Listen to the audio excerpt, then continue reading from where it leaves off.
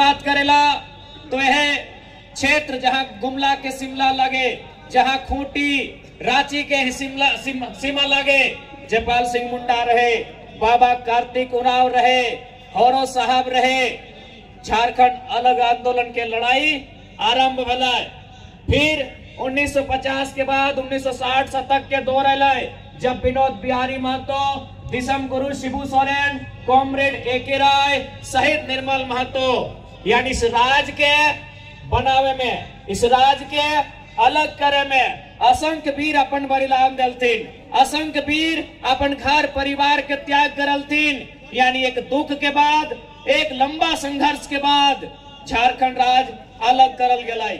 लेकिन आज 24 साल के बाद भी, चाहे कोई पान के गुमटी में बैठ जा, या कोई चाय के दुकान में बैठ जा, या फुटबॉल के मैदान में खेले वाला लड़कन से बैठ जा और पूछल जाए कि अलग झारखंड राज करे के मकसद पूरा भेले कि ना भेले, एक ही आवाज आता है कि आज भी अलग झारखंड करने का जो उद्देश्य था, वो उद्देश्य आज भी अधूरा है। आज भी वो उद्देश्य अधूरा है। झारखंड राज अलग इसलिए किया गया था क्योंकि झारखंड राज यानी आदिवासी, झारखंड यानी आदिवासियत आवरण में ढला हुआ राज्य। झारखंड राज्य यानी पद्म श्री रामदयाल मुंडा का एक कथन जो झारखंड राज्य को परिभाषित करता है कि जहां जहां तक मांदर की थाप जाती है वहां तक झारखंड है। झारखंड राज्य यानी जल जमीन जंगल, झारखंड राज्य यानी खेत खलिहान, झारखंड राज्य यानी मांदर की धुन, झारखंड राज्य यानी एक आदिवासियत संस्कृति। लेकिन आज इस राज्य में सबसे पहले यदि किसी चीज में हमला भला है तो आदिवासी संस्कृति में हमला भला। आदिवासी संस्कृति यानी भाषा परंपरा, आदिवासी संस्कृति यानी रहन सहन, आदिवासी संस्कृति यानी जल जमीन जंगल। आज अगर सबसे पहले कहीं अटक भला है तो आदिवासी संस्कृति में अटक भला है। आज जानकारी हवे के चाहिए यह रांची जिला में स्पेशल SAR कोर्ट बनवल गया है जकर में जमीन संबंधित विवाद के और समस्या के समाधान करे के है। लेकिन वो कोर्ट के बंद कर दिल गल कहे न सरकार भी फेल भई गल। आज जिस धड़ल्ले से झारखंड राज्य में आदिवासी के संख्या कम भय रहा है ये बहुत बड़ा चिंता और गंभीर सवाल है। आज इसी झारखंड राज्य में असुरी जनजाति के रहन सहन हलाय, असुरी जनजाति के एक जीवन काल हलाय आज बहुत कम बचले है या न के बराबर रह गया है। इसी राज्य में बिरोहरी जनजाति, इसी राज्य में असुरी जनजाति, इसी राज्य में बिरजिया पहाड़िया जनजाति, लेकिन आज अपने अपन अस्तित्व के अंतिम दिन गिन रहा है। इसलिए आज सबसे पहले यदि हमने सरकार में आवही तो एक बात तय करवाए कि ना हम लोग केवल सरना धर्म कोड का समर्थन करते हैं, बल्कि यदि सत्ता में आते हैं तो उस कोड के लिए संघर्ष ही नहीं, उस मांग को पूरा करने के लिए हम लोग हमेशा जवाबदेही रखेंगे। आज यदि हम लोग सत्ता में आते हैं तो पेशा कानून जो आदिवासी संस्कृति को, जो ग्राम स्वशासन व्यवस्था को, जो ग्राम व्यवस्था को, ग्राम सभा की व्यवस्था को मजबूत करेगा, उन पेशा कानूनों को प्रभावी रूप से राज्य में कैसे संचालित किया जाएगा हम लोग उसके पक्षधर रहेंगे। आज आप चले जाए, पेशा कानून का मतलब होता है कुछ ऐसे धाराएं जो IPC में आती हैं उनको ग्राम सभा सल्टा सकती हैं। आदिवासी की जमीन की खरीद बिक्री बिना ग्राम सभा की मंजूरी से नहीं होगी। सरकार भी यदि आदिवासी जमीन को लेने का काम करेगी तो ग्राम सभा से मंजूरी लेना होगा। लेकिन आज सभी जाना है, आज आदिवासी के भूहरी जमीन में पूजा सिंघल के हॉस्पिटल चल रहा हो और आदिवासी सरकार तमाशा देख रहा हो। आज सभी के मालूम हो कि पूजा सिंघल भूहरी जमीन में अस्पताल बनैले हो और आदिवासी सरकार जब मंचवा में भाषण देता कि हम आदिवासी की सरकार है चुपचाप तमाशा देख रहा लो। आज इसी जिला के DC है छवि रंजन, एक नंबर के चोर DC, एक नंबर के चोर DC। आज कितना जमीन के गड़बड़ी में धांधली कर लाए, कितना गैर मजरूआ जमीन में धांधली कर लाए, कितना CNT जमीन में धांधली कर लाए और पता नहीं ओकरा जेल में रख ले तो खिचड़ी खिवा है कि तड़का रोटी खिवा है ओकर भी जानकारी न खाए। आखिर मनोबल कैसे बढ़ गया? आखिर इस आदिवासी राज्य में एक दिकु पदाधिकारी के मनोबल कैसे बढ़ गया? एक उत्तर तो होनी दे।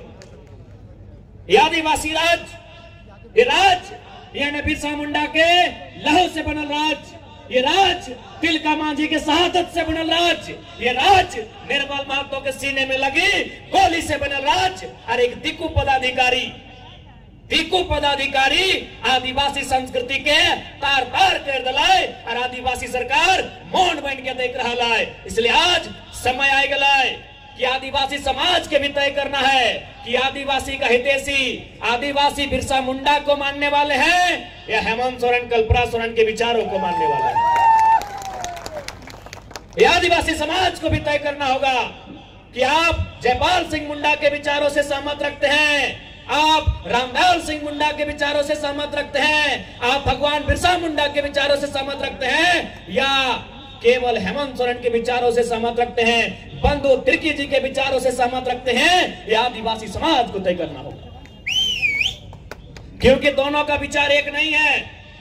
भगवान बिरसा मुंडा का विचार था जमीन की रक्षा करना, भगवान बिरसा मुंडा का विचार था जंगल की रक्षा करना। भगवान बिरसा मुंडा के आंदोलन का ही प्रभाव था कि छोटा नागपुर टेनेंसी एक्ट नियम बनाया गया था। इस एक्ट का मतलब था आदिवासी का जमीन गैर आदिवासी नहीं खरीदेगा। एक आदिवासी का जमीन यदि आदिवासी भी खरीदेगा तो उसी थाना क्षेत्र का होना चाहिए। ऐसा नहीं कि रांची का आदिवासी हजारीबाग में जाके किसी आदिवासी का जमीन खरीदेगा, ये भी उस कानून में नहीं था। ये कानून कैसे बना? भगवान बिरसा मुंडा के शहादत के बाद बना। और आज माननीय मुख्यमंत्री हेमंत सोरेन क्या कर रहे हैं? ये खुद झारखंड की जमीनों को बेच रहे हैं। ये खुद झारखंड की जमीनों को बेच रहे हैं। इसलिए आज इनका मकान, इनका दुकान रांची में, रामगढ़ में, बोकारो में, धनबाद में और दुमका में है।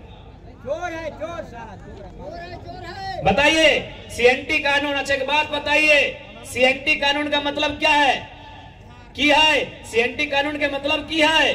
सीएनटी कानून के मतलब है थाना क्षेत्र में एक आदिवासी का जमीन दूसरा आदिवासी तवे खरीदेला जब उस थाना क्षेत्र में रहेला। लेकिन मुख्यमंत्री कौन थाना क्षेत्र के है?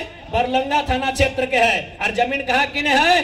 दुमका में जाके किना है, गोविंदपुर में जाके किना है, जरीडी में जाके किना है। अरे मुख्यमंत्री तू ही जब नियमों के पालन ना कर रहे तो परदेशियन मानता हो? परदेशियन मानता हो? ये मुख्यमंत्री ने पालन कर रहा है। आज गुरुजी जिंदा आते, हम गुरुजी के आदर करिए, क्योंकि गुरुजी विनोद बिहारी महतो कॉमरेड के राय 1970 के वो दौर झारखंड अलग राज्य के आंदोलन के मजबूत करे वाला टाइम हला। गुरुजी आज जिंदा है। आज गुरुजी से एक सवाल पूछे चाहिए, यदि ओकर तबियत ठीक है तो कि गुरुजी बताए दे झारखंड राज्य 3.25 करोड़ 3.5 करोड़ आबादी खातिर अलग भले रहे कि तोर दियो पुतैयन खातिर अलग भले रहे? बताए दे।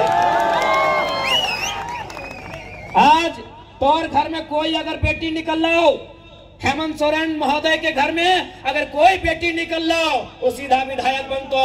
और रांची सिमडेगा गुमला में अगर कोई बेटी निकल लो वो दिल्ली में झाड़ू पोछा के काम करो। यही झारखंड की सच्चाई हो, ये झारखंड की तस्वीर हो। अरे कोई हवाई बात नहीं। ही एक आदिवासी भाई मीन साहब एक किताब लिखा है उजड़ता झारखंड।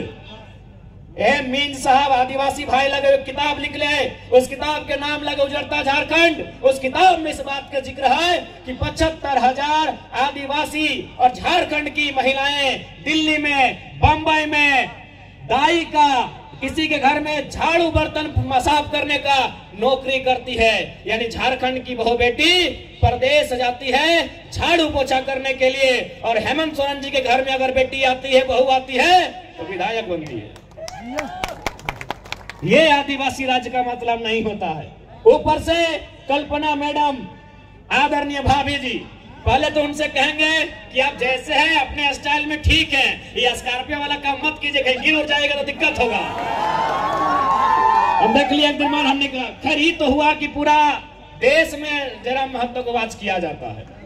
देख रहे देश का, एक दिन अरविंद केजरीवाल को देख रहे इस बार के वो छत में, हमने बाप कोई दिल्ली के मुख्यमंत्री तो की कर लगने टागो।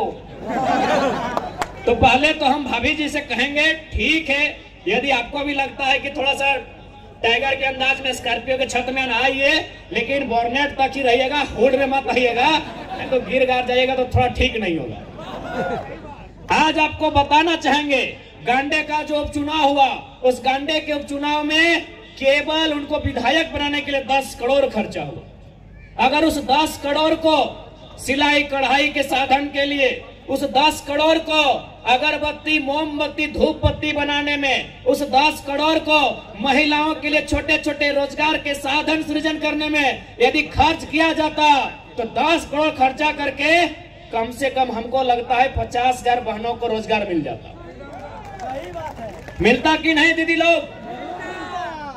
आप गांडे चले जाइए, गांडे यानी गिरिडीह जिला, जिस जिला से हम अभी चुनाव लड़ने जा रहे हैं डुमरी से, वही गांडे जहां से हमारी भाभी जी विधायक बनी है, वहां लोगों से जाके पूछिएगा, वहां जो बुद्धिजीवी लोग हैं, जो राजनीति को जानते हैं, समझते हैं, बुझते हैं, उनसे पूछिएगा, वो बताएंगे कि केवल मैडम जी को विधायक बनाने में 10 करोड़ रुपया फूका गया है।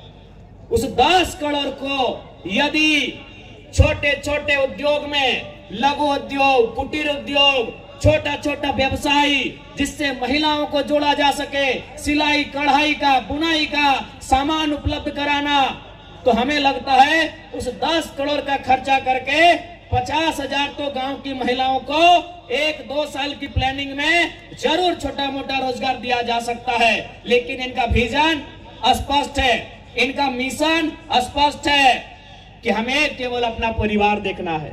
बाकी आदिवासी बहन केरल जाए मतलब नहीं, बाकी कोई आदिवासी बहन दिल्ली जाए कोई मतलब नहीं। हमें क्या देखना है? अपना परिवार देखना है। बसंत सोरेन मंत्री बने, अभी विधायक में है। हेमंत सोरेन माननीय मुख्यमंत्री हैं। सीता सोरेन उनकी भाभी विधायक है। कल्पना सोरेन उनकी अर्धांगिनी विधायक है। हमको लगता है उनके घर में 25 साल के और बच्चे नहीं हैं, क्योंकि विधायक बनने के लिए 25 साल चाहिए। हमें लगता है हेमंत सोरेन जी के परिवार में जो उनके 3 भाई हैं, 3 भाई है ना, उनके परिवार मैंने अभी स्वर्गीय दुर्गा बाबू नहीं रहे, उनको नमन बंदन करते हैं, यानी उनका जो फैमिली है उनमें और 25 साल का लड़का या लड़की नहीं है, तो वो भी विधायक रहता। ये हमारे राज्य की तस्वीर है। और हमको लगता है इस बार में शायद जो उनकी भाभी हैं, यानी उनकी जो भतीजियां हैं, उनका उम्र 25 होने वाला है, वो जामा से न कहां से ताल ठोकने वाली है। यही झारखंड की तस्वीर है। इसलिए अगर झारखंड को बदलना है तो आपको विजन वाले लीडर को लेके आना होगा। आपको जिनकी सोच बहुत दूर तक जाती है, ऐसे लीडर को लेके आना होगा। यदि आप झारखंड को सच में बदलना चाहते हैं तो आज आपको आपके मत को समझना होगा, आपको आपके वोट को समझना होगा। नहीं तो यूं ही हम लोग चले जाएंगे। केवल आदिवासी के नाम पे, केवल भावनाओं के नाम पे ये लोग हमारे वोट को लेने का काम करेंगे और केवल अपने परिवार का जेब भरने का काम करेंगे। इसलिए आज आप सभी से आग्रह होगी, नो डाउट यह उलगुलान की धरती है और उलगुलान से हम लोग कभी पीछे नहीं हटते हैं। बाकायदा मैंने एक सम्मानित न्यूज चैनल में कॉन्क्लेव में साफ कहा कि हम लोग एग्रेशन से राजनीति को चलाएंगे, यानी एग्रेशन से, उलगुलान से हमें कभी पीछे नहीं हटेंगे। लेकिन हम फिलहाल 2024 का चुनाव सामने है, इसीलिए कहना चाहेंगे कि न तलवार की धार से, न गोलियों की बौछार से, न तलवार की धार से, न गोलियों की बौछार से इस बार झारखंड को बदलेंगे जनता के मताधिकार से, जनता के मताधिकार से। मताधिकार का मतलब आपका वोट, आपके वोट से झारखंड को बदलेंगे। और आप विश्वास कीजिए, आज झारखंड में जो उम्मीदें झारखंड लोकतांत्रिक क्रांतिकारी मोर्चा की ओर से जो उम्मीदें जनता ने देखी है, उस उम्मीद को हम लोग पूरा करने में पीछे नहीं हटेंगे। आज झारखंड राज्य इसलिए बना था कि यहाँ हमारी भाषाओं में पठन पाठन का काम होगा, हमारी भाषाओं में पढ़ाई लिखाई होगा, हमारे बच्चों को बढ़िया नौकरी मिलेगा, हमारे बच्चों का, हमारे बूढ़ों का बढ़िया से इलाज होगा, उन्हें पढ़ने लिखने के बाद रोजगार का साधन मिलेगा। लेकिन आज हमें क्या मिला? 1000 रुपए, मैया सम्मान योजना 1000 रुपए। कितना मिल रहा? 1000 रुपए। लाइन में हमने लग गया ना, एकर में बुरा माने